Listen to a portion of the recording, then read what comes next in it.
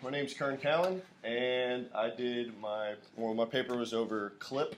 It's continuous liquid interface production. So this is a pretty neat new additive manufacturing technique. I'll give you a quick overview of how this works. There's a camera / projection system that's at the very bottom of a resin pool. Right below the resin pool, there's an oxygen permeable window that is transparent that allows light and oxygen to travel through it.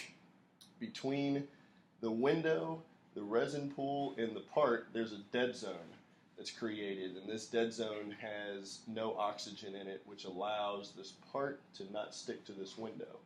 This is a build support plate. So this thing comes down, almost touches this. There's like a 30 micron space in between the part and the dead zone. And as the light is shining through this permeable window here, this UV cured resin becomes obviously cured, but they're showing pictures essentially. And so every time they show a picture, it solidifies, and then this build support plate raises and continues on over and over and over again. It does it extremely fast though. All right, so the name of the paper was Continuous Liquid Interface Production of 3D Objects. These are the authors of the paper. It's in Science magazine, published in 2015. Specific scope of the study was just trying to use CLIP for 3D objects. The key question answered here was, can CLIP be used to speed up additive manufacturing processes? Short answer to that is yes. But let's continue on here. So the experimental approach, the materials that are used are UV curable resins and Teflon AF2400. It's an amorphous fluoropolymer, which is that oxygen permeable window that I was discussing earlier. The process conditions that were examined are the print speed, part resolution, and the dead zone thickness. Characterization tools that were adapted: the carbon 3D printer, which is that, and an electron microscope. Although they did not explicitly say that, when they're showing pictures on the order of micrometers, I'm assuming that's what they were using to do that. All right, so the first question that I found in the article was, does UV photon dosage affect the cured thickness of the resin? So this graph here shows three different resins, three different materials, and the differences in the materials are just the amount of UV dye concentration that was in each one of them.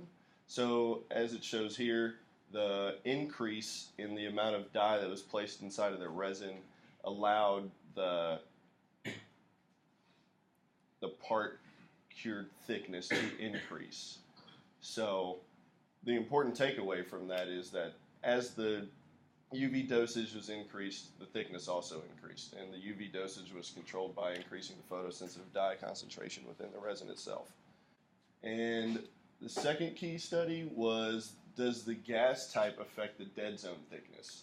So the dead zone is created by oxygen only. So as they increase oxygen within the resin pool, it travels a certain distance, and as it travels, it allows the part to not stick to the window. That's how I understood that. So oxygen gives a dead zone, it allows the dead zone thickness to be the most. If you use air alone, it's about half as much, and if you use nitrogen, it creates no dead zone at all. So you cannot produce a part. This dead zone thickness is affected by gas type. Oxygen produced twice the thickness of air, and nitrogen didn't produce a dead zone at all. The key conclusions of the paper: the UV photon dosage does affect the thickness, and the gas type below the oxygen permeable window does have an effect on dead zone. And the process definitely speeds up the additive manufacturing field, or the way that the part is made. It says that with a dead zone thickness of 20 micrometers, speeds of excess of 300 millimeters an hour are achievable. If you are less concerned about resolution, they can increase the speed up to 1,000 millimeters an hour as they're making a part, which is pretty fast. So I guess, personal critique of the paper. Thought it was very informative, and I liked how they explained the intricacies of the clip process. However, I wish they would have included the types of resins or the types of materials that they use to do the testing, and maybe did some mechanical comparisons.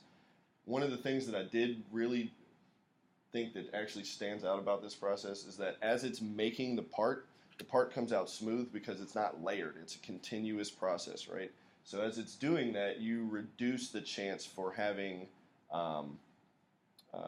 differences in thickness in the part. So that way your stresses and your strains in the part will be uniform in any direction that you try and test the part in, which I thought was pretty neat. So that's that.